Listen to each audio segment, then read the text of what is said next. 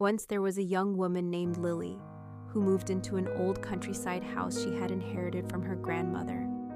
She did not know much about her, only that people in the town said she was a quiet and mysterious woman. Lily loved the charm of the old house. Every room smelled like time. Every wall had stories that no one ever told. One rainy afternoon, Lily was cleaning the study room. She opened an old wooden drawer inside. She found a faded envelope tied with a silk ribbon. The paper was yellow and fragile.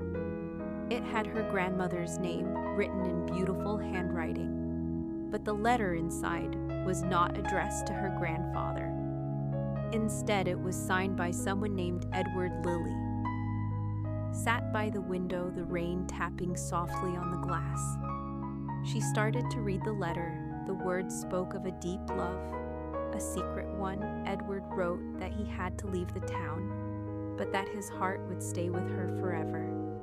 He wrote about dreams they had shared of escaping together, of building a small life, far away from judgment and fear.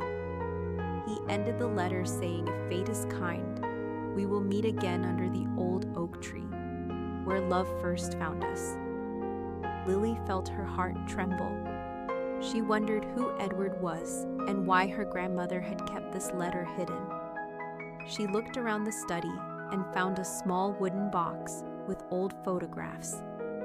One photo showed a young woman who looked just like her grandmother standing beside a man in a military uniform. Their smiles were full of light. The next day, Lily went to the local library and searched through old records.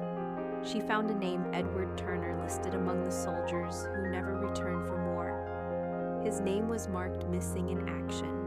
Something inside her told her that this was the same Edward who wrote that letter. Days passed, and Lily could not stop thinking about the story. She visited the old oak tree mentioned in the letter. It stood behind the house. Tall and silent, she sat under it, feeling the wind whisper through the leaves. She imagined her grandmother sitting there long ago, waiting for someone who never came. That night, Lily had a dream. She saw a young woman in a white dress standing near the oak tree holding a letter. The woman smiled and said, "Tell him I waited." Lily woke up with tears in her eyes. She felt as if her grandmother had spoken through time, determined to uncover the truth. Lily visited the oldest neighbor in town, Mrs. Thompson, who had known her grandmother. Mrs. Thompson looked surprised when Lily mentioned Edward. She said, "Your grandmother loved that man more than anything, but her parents forced her to marry another man. She never forgot Edward, but she never spoke of him again. She kept her pain quietly buried in her heart." Lily went back home, carrying the weight of that untold love. She took the letter and went to the oak tree again. She read the words out loud as the wind blew stronger. Suddenly, something shiny caught her eye near the roots. She dug the earth softly and found a small tin box inside. It was another letter, this one written by her grandmother. It said, "Edward, my love, if you ever find this, know that I never stopped waiting for you. I lived a full life, but a part of me always stayed here under this tree, where you promised to return. I hope you found peace where I could not." Lily's tears fell on the letter. She felt her grandmother's love surround her like the wind that danced around the leaves.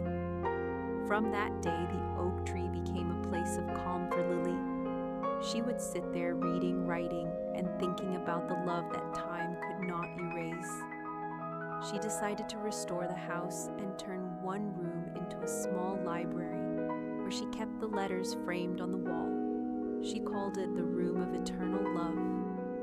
Visitors who came to the house always said they felt something magical there, as if the air carried whispers of a promise kept beyond life and time. Lily would smile and tell them some stories do not end. They just change their shape and live in the hearts of those who are willing to listen. Years later, Lily became a writer. She published a book titled The Letter Under the Oak. Her story touched many hearts. People wrote to her saying they had cried, remembering their own lost loves. Some said they went to find their old letters, their old memories, because her story reminded them that love, even when hidden or broken, never truly disappears.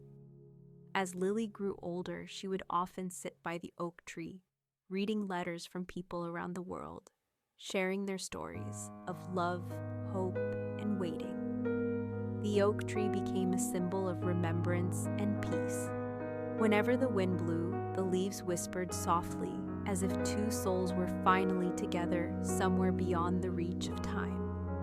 In her final years, Lily said she no longer felt alone. She said when she sat under the oak tree, she could feel two spirits watching over her, her grandmother and Edward together at last, in the silence that only love could fill. And as the sun set behind the old house, its golden light fell on the letters framed on the wall, shining like the heart that never stopped believing in love.